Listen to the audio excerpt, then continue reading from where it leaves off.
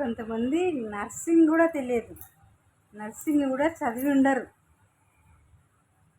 అట్లాంటి వాళ్ళు ఒక డాక్టర్ దగ్గర వెళ్ళి ఇది ఆయమ్మగాను అసిస్టెంట్గాను చేసి కొద్ది రోజుల తర్వాత ఆ పని ఈ పని నేర్చుకొని తర్వాత ఎప్పుడో ఊహ అది మనం కూడా ఒకటి చేస్తే బాగుంటుంది కదా అని 10th క్లాస్ ఎగ్జామ్ రాసి ఆ తర్వాత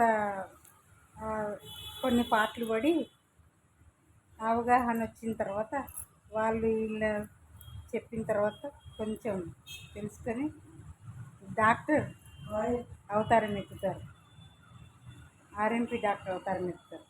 అట్లా చేయకండి, అది పద్ధతి కాదు. ఓకేనా? మినిమం నర్సింగ్ కూడా చదవకుండా అట్లా చేయొద్దు.